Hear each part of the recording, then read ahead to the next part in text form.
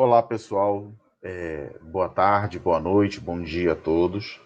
Eu me chamo Daniel Chaves e a gente está aqui na disciplina de História da América Contemporânea, entrando no nosso terceiro conteúdo, ou a aula de número 3, que é uma aula importante, contemporânea, bastante interessante para a gente trabalhar. A gente está aqui visualizando, neste momento, a ementa da disciplina, e nós vamos conhecer na sessão de hoje este assunto aqui, o assunto das oligarquias e populismos contemporâneos na América Latina. Como tem sido uma prática nessa disciplina, né? Eu vou buscar com vocês a segmentação do conteúdo da aula, para evitar uma aula grande, excessivamente longa. Eu vou trabalhar compartimentando, fragmentando em pedaços o conteúdo, facilitando assim não só a navegação de vocês, como também a capacidade de compreensão do conhecimento e até de explanação em sessões pontuais, tá? Mas, obviamente, observando as questões didático-pedagógicas, essas sessões, elas têm uma ampla coesão interna. E na sessão de hoje, de agora, eu vou começar trabalhando com vocês com este assunto aqui, tá? Que a gente está trabalhando. Vamos em frente. Para começar a responder um pouco da pergunta sobre a importância desse assunto.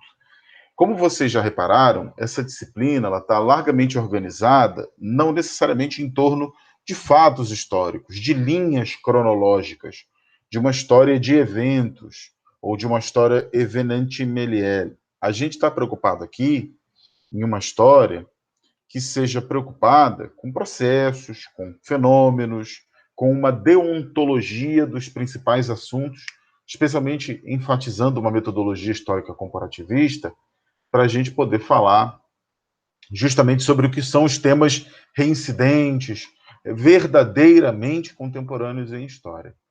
E um desses temas que a gente separou, já que é praticamente impossível não falar de relações de poder no nosso continente, na história da América, marcadamente um continente ou um grande continente com vários subcontinentes. A gente já viu isso na seção de América Latina, conceitos e limites, essas possibilidades.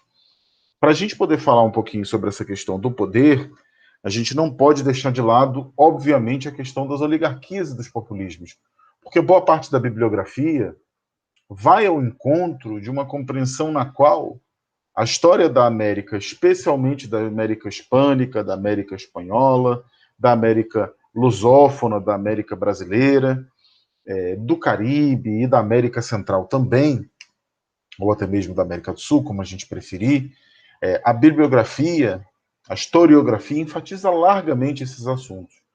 E pareceu extremamente importante dar uma ênfase logo no início do curso a esses temas para que a gente possa caminhar legal nas próximas sessões. Então, vamos tentar entrar aqui nesse primeiro conteúdo para fazer uma ênfase inicial na sessão de agora sobre alguns conceitos que são importantes. Por que esses conceitos são importantes? Porque são conceitos que enfatizam as diversidades de aparições de formas sistêmicas ou estruturais que aparecem desde o início do debate contemporâneo sobre poder no continente americano e que ainda hoje são extremamente importantes. O que é oligarquia? O que é aristocracia? O que é elite e o que é populismo? É tudo a mesma coisa? Então vamos tentar decompor um pouco esses conceitos para a gente compreendê-los melhor antes de um próprio manuseio.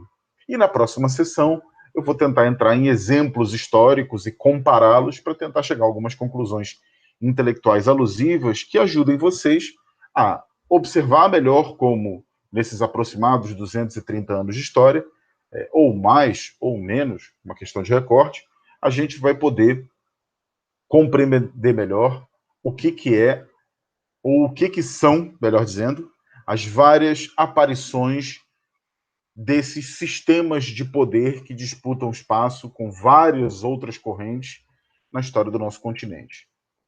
A primeira questão que a gente está aqui destacando, que é o que é oligarquia, né? Oligarquia vem do grego oikos, oligo, poucos e arco, comando. Ou seja, a gente está aqui discutindo a oligarquia como uma mistura de conceitos, e aí boa parte desses conceitos aqui, especialmente o de oligarquia e o de aristocracia, vão se remeter à Grécia Antiga, tá? A gente evita chamar de filosofia clássica, porque tem uma série de termos etnocêntricos aí, e a antiguidade é muito mais do que a Europa, mas a gente chama, e vamos chamar de Grécia Antiga, da antiguidade, no qual alguns filósofos começaram a olhar na nossa matriz civilizacional do Ocidente, que a gente conhece, como uma forma de observar as relações e os sistemas de poder, ou como as relações se constituíam em sistemas, em protótipos estruturais de relações de poder. Então, oligarquia é uma palavra criada na língua portuguesa, oligarchy, vários outros emanações que acontecem em outros idiomas, a partir do grego oligos, que seriam poucos, e arco, que seria comando, como uma forma de estruturar poder em que a potência pertence a um pequeno grupo de pessoas. Então, oligarquia é, inequivocamente, do ponto de vista semântico, tá? O vernáculo oligarquia quer dizer poder estruturado em um pequeno número de pessoas. Como essas pessoas se estruturam em termos de poder e quais são as formas cujas quais o poder aparece, isso tem uma variedade muito grande. A gente pode falar em poder por nobreza, e não necessariamente apenas uma das formas, tá?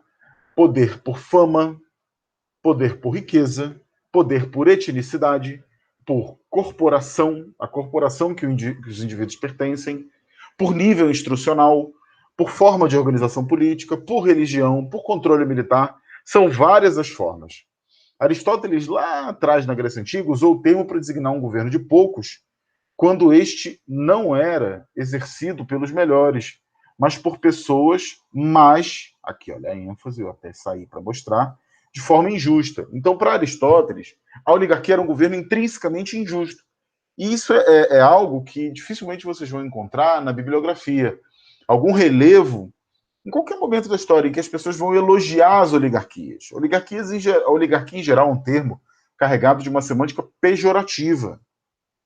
A oligarquia seria uma forma, na mais otimista das hipóteses, degradada de aristocracia. Por quê? Porque o governo, para poucos, está acontecendo de uma forma degenerada, quando o poder deveria estar investido nos melhores indivíduos. Ou seja, a oligarquia é um momento em que, nessa complexidade de formas de poder, nessa diversidade, quando a gestão e a regulação política que ocorre, e aí temos uma enorme discussão que vamos travar em seguida, quando uma classe dominante assume o poder e se caracteriza por um estadismo de classe, que seria uma aristocracia, outra coisa, então a oligarquia acontece como uma perversão da aristocracia, se destacando não pelo mérito, segundo a discussão teórica e principalmente a discussão da antiguidade.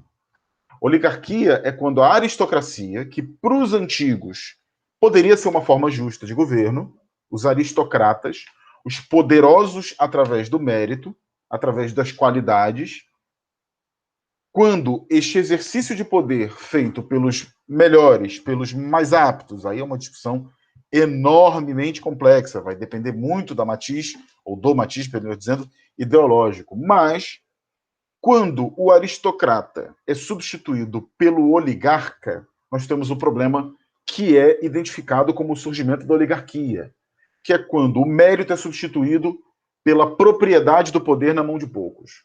Então, a oligarquia, nós poderíamos dizer assim, se é que há uma hierarquia, uma lógica, uma dinâmica escalonável de escolhas e de possibilidades de compreensão e análise, a oligarquia seria, sem dúvida, a pior forma de governo.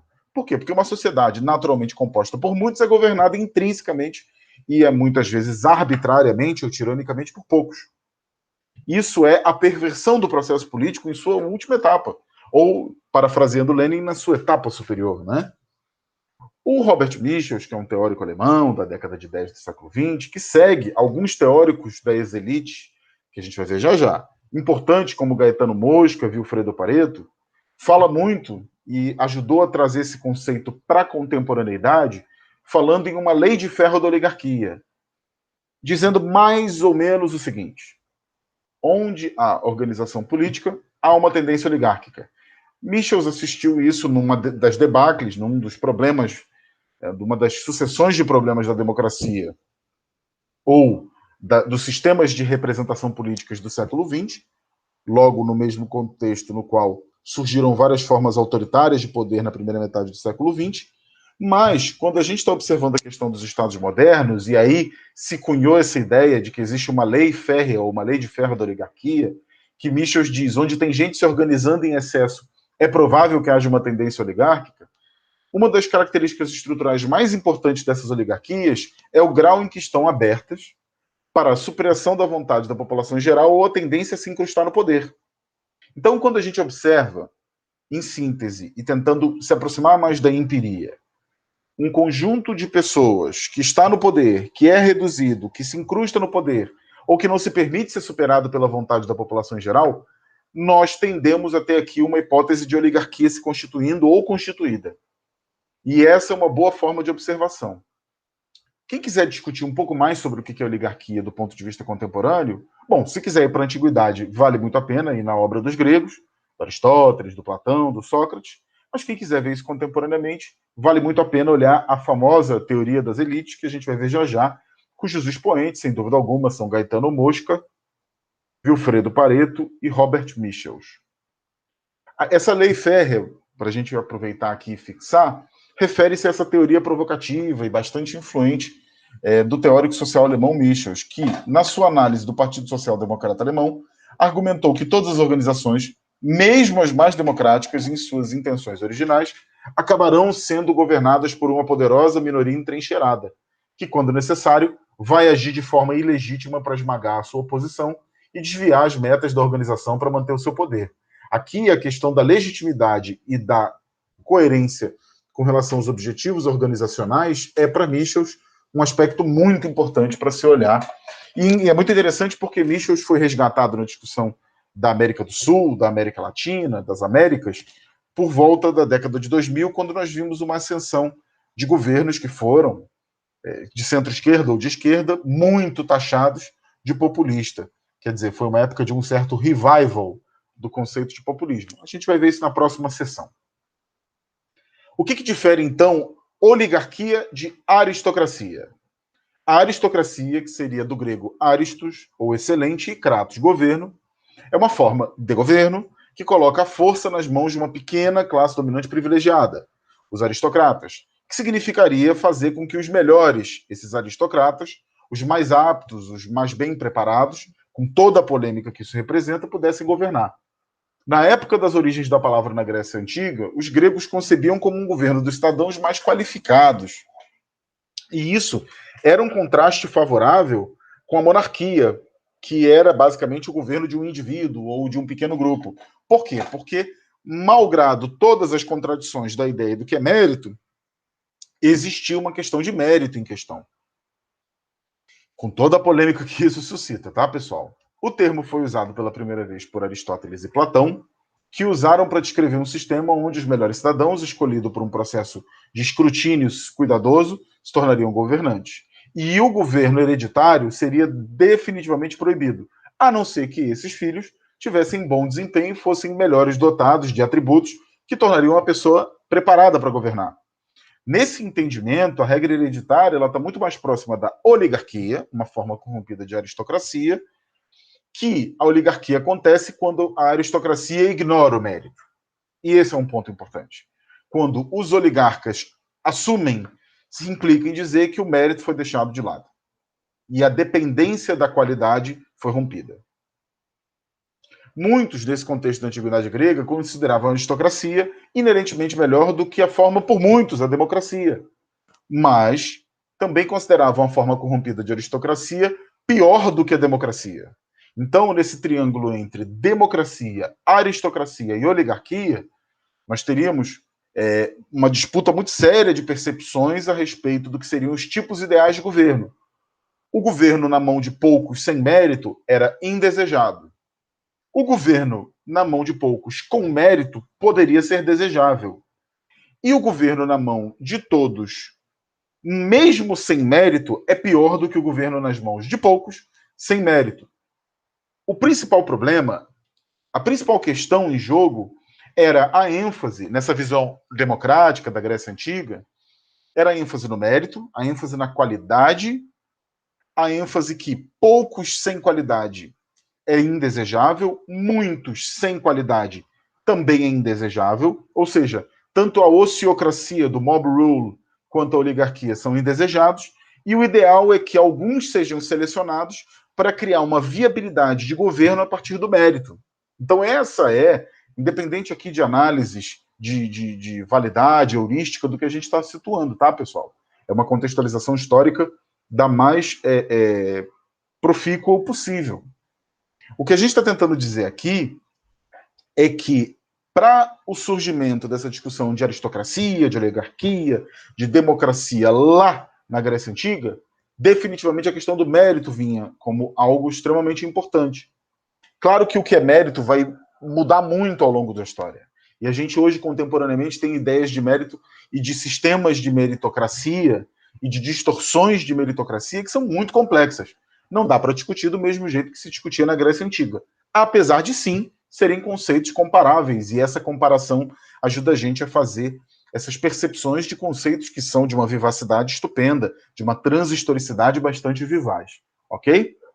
Então, a ideia aqui é de que as massas só poderiam produzir política média, enquanto os melhores dos homens poderiam produzir a melhor política. Então, sem dúvida alguma, aqui a gente está olhando uma tensão entre duas coisas: mérito e abstenção do mérito, e massas e representantes. Isso nos ajuda a entrar na discussão do que é uma discussão, sem dúvida alguma, muito distante da Grécia Antiga, mas é uma discussão também correlata conceitualmente para a gente, que é a discussão do que é essa relação entre povo e governo. O que seria, então, esse populismo como um conceito dos mais exaustivamente utilizados para discutir essa relação? O termo é frequentemente utilizado, em primeiro lugar, tá, gente? Sem meias palavras, como um insulto político. Quando alguém chama alguém de populista, quase nunca essa exaltação da característica é positiva. O populismo se refere a uma série de posturas que enfatizam a ideia de povo e muitas vezes justapõem esse grupo em uma posição contrária à elite. Foi um termo que se desenvolveu no século XIX, foi aplicado a vários políticos, partidos e movimentos desde aquela época. E raramente foi escolhido como uma autodescrição. Então, de forma mais ou menos parecida com a ideia de oligarquia, populismo também é algo que dificilmente tem uma semântica positiva, uma semântica valorável, e quase sempre tem uma discussão de natureza pejorativa. Dentro da ciência política e da sociologia, são várias definições de populismo, inclusive com muitos intelectuais que rejeitam a ideia de populismo. Uma estrutura comum para interpretar esse populismo é uma abordagem que a gente chama de ideativa, que define o populismo como uma ideologia, como uma forma representativa de governar, que apresenta o povo como uma força intrínseca e moralmente boa e contrasta esse povo, ou essa massa, com as elites, que são retratadas usualmente pelos populistas, caso nós estejamos de acordo com a ideia de populismo, como uma elite corrupta e egoísta. Nessa abordagem ideativa, populismo não é uma questão de direita ou de esquerda. Pode estar tanto lá quanto cá. Tanto na esquerda quanto na direita, tanto na direita quanto na esquerda. Os populistas diferem também razoavelmente em como o povo é definido, porque as noções de povo são razoavelmente culturais. Povo na América, autóctone ou originária, não significa a mesma coisa que povo em um lugar como, por exemplo, Nova York, que é constituído quase que majoritariamente através de movimentos migratórios. São vários os exemplos do que é essa ideia de povo. Mas esse povo pode ser baseado em classe, etnia ou linhagens nacionais. Geralmente, os populistas apresentam essa existência de um grupo político dominante ou uma elite como os estabelecidos no sistema político, cultural, econômico, retratado como uma entidade tecnicamente homogênea. Em geral, os populistas tendem a tratar tanto o povo quanto elite de forma homogênea e, a partir daí, criar uma dualidade entre nós e eles. em que essa elite estaria ignorando, seja porque é uma grande corporação, porque é uma secla do poder estrangeiro, ou porque são imigrantes, contra os interesses do povo. Os partidos populistas são liderados muitas vezes como essas figuras carismáticas. É muito comum o populismo, e a questão da discussão populista está muito próxima, conceitualmente, da discussão de carisma, tão levada a sério por um dos pais da sociologia contemporânea, Max Weber, né?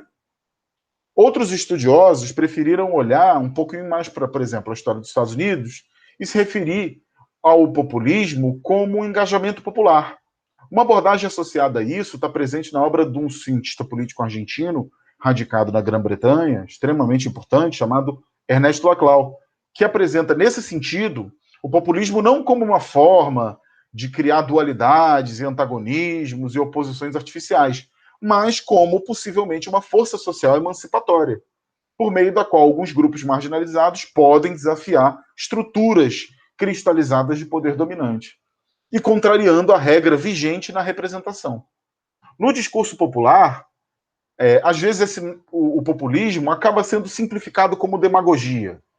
E muitas vezes a imprensa, ou então políticos, utilizam essa vulgata do conceito de populismo para descrever adversários que apresentam respostas que para eles parecem excessivamente simplistas a questões complexas, e principalmente para caracterizar oponentes que atuam dentro de uma esfera da emoção ou do oportunismo como política, agradando os eleitores ou a população sem observar questões racionais num curso de ação. Aqui a gente vai tentar entrar, então, num outro conceito que também é importante. Olha como aqui a gente tem um painel bastante amplo e variado de discussões, para falar um pouquinho sobre elites. As elites são, inequivocamente, um grupo de pessoas que gozam de poder de forma desproporcional à maioria, seja por riqueza, por privilégio, por política ou por habilidade. A elite seriam as pessoas, segundo o dicionário de Cambridge, né, que a gente gosta de vez em quando dar uma olhada nos dicionários, são pessoas ou organizações consideradas melhores ou mais poderosas em comparação a outros de tipo semelhante. E aí é interessante diferenciar definitivamente elite de oligarquia. Por quê? Porque oligarquia é intrinsecamente um grupo muito reduzido, enquanto em uma mesma sociedade pode haver uma diversidade de elites, dependendo dos interesses particulares de cada uma.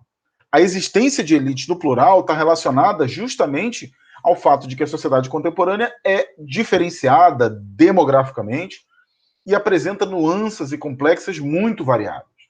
Sob esse ângulo, um dos problemas dessa sociedade moderna ou contemporânea é justamente a integração horizontal, ou seja, observar as relações harmoniosas entre diferentes elites setoriais.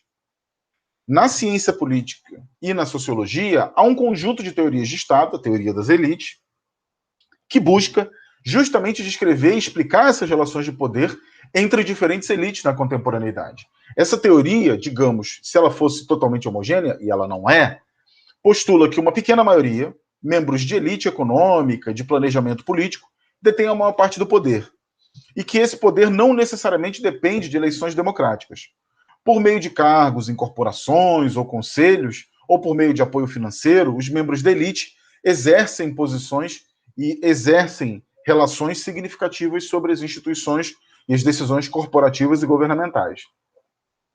As características básicas da teoria resultam em uma visão em que o poder é concentrado. Esse é o principal foco de problemas. Vamos tentar simplificar assim, para tornar compreensível no primeiro olhar. A teoria das elites está preocupada com a questão da concentração do poder. E como a articulação entre elites e não elites, e a sua diversidade, acontece para criar sistemas de plenipotência e de unidade para lidar com as questões da sociedade. Vamos tentar sintetizar assim o que é uma teoria ou que são as teorias das elites.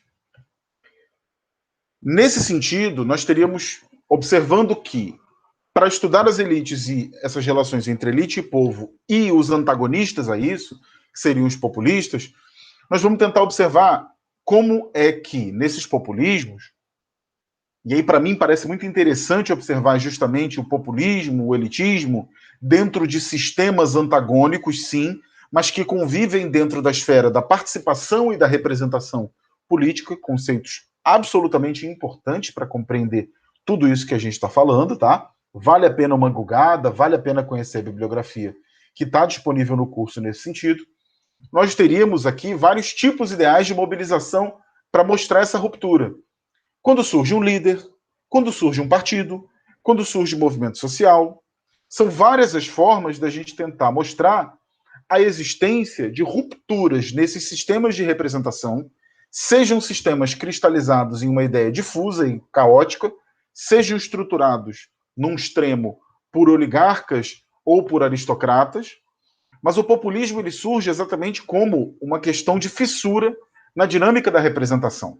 Seja porque a massa que tem o controle e que participa decisivamente da política não consegue constituir um consenso e não consegue definir um sistema de representação e participação verdadeiramente funcional, ou porque, por outro lado, existe algo que, num sistema oligárquico, deixa de funcionar e apresenta uma oportunidade para uma transição na direção de uma participação massiva da população.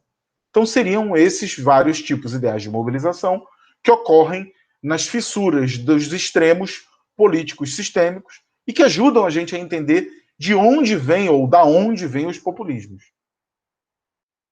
E aí a questão da racionalidade política deve ser observada, e isso tem tudo a ver com o que está rolando hoje em dia, viu, gente?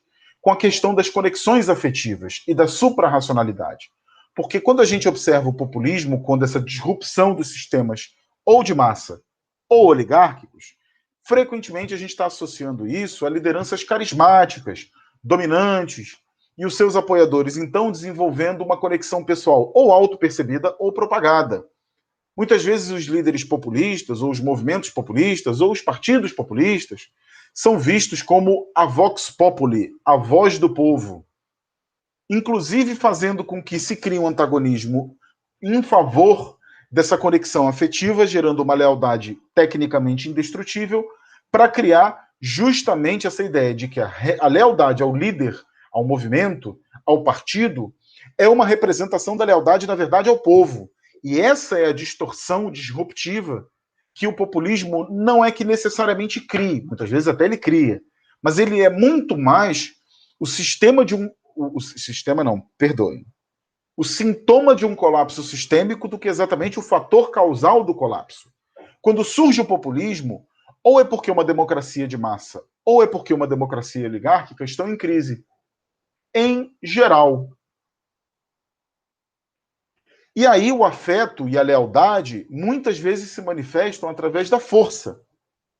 Esses líderes populistas são homens, claro, não são só homens, tá? Nas Américas, inclusive, é uma questão de transcendência da falocracia, com a existência de várias mulheres populistas. Keiko Fujimori, Sarah Palin, a Evita Perón. Mas há casos do próprio Juan Perón na Argentina ou do Hugo Chávez na Venezuela, em que são tratados como populistas, que são líderes que têm antecedentes militares, que são homens fortes, são tidos e descritos pela bibliografia, especialmente a bibliografia anglo-saxã e francesa, como caudilhos. E aí vamos voltar lá naquela tensão entre a discussão sobre o que é hegemonia, o que é populismo, lá no Ernesto Laclau, um intelectual super importante. Eu vou mostrar para vocês aqui um livro do Laclau, que eu sempre recomendo para que vocês possam tentar travar a discussão, tentar observar em que contribui. Aliás, Laclau que morreu há poucos anos atrás, né? Vale a pena olhar a discussão em Ernesto Laclau. Por quê? Porque Laclau é um intelectual que discute a questão do populismo de uma forma bastante heterodoxa, sujeita a muitas críticas, tá? Essa talvez seja a obra mais interessante para a gente conhecer a razão populista do Ernesto Laclau, para a gente observar conceitos e as discussões dos conceitos como hegemonia, como poder, como mobilização. São, sem dúvida alguma, discussões muito polêmicas. E o que eu acho mais interessante aqui, para caminhar na conclusão, é a gente justamente observar como essas relações têm um papel contemporâneo nas relações de poder, porque hoje nós estamos passando por uma tremenda crise democrática, uma crise muito sincera da democracia, e que muitas vezes nós temos observado a ascensão de fenômenos elitistas, aristocráticos, oligárquicos e populistas, disputando esse espaço do centro político, do núcleo político, da decisão política. Então, vale muito a pena que vocês conheçam mais sobre esses conceitos. Nós, na próxima sessão, vamos entrar um pouco mais na esfera empírica e factual, mas eu queria apresentar esses conceitos para vocês para que evitem-se confusões, para que evitem-se vulgatas, e vocês possam, de fato, transitar na direção de uma melhor compreensão sobre o que é o populismo, o que é aristocracia, o que são esses oligarquias e populismos na América contemporânea, e conhecer melhor como essas dinâmicas do processo representativo, que são dinâmicas absolutamente indisciplinadas, e daí vem em larga medida a dificuldade em caracterizar dentro de uma mesma teoria, são extremamente importantes para a gente conhecer o que move o poder na nossa América. Ok, pessoal? Com isso, eu agradeço a atenção de vocês, me despeço dessa sessão e volto já já, continuando a aula 2, Oligarquias e Populismos na América Contemporânea. Um grande abraço, até já.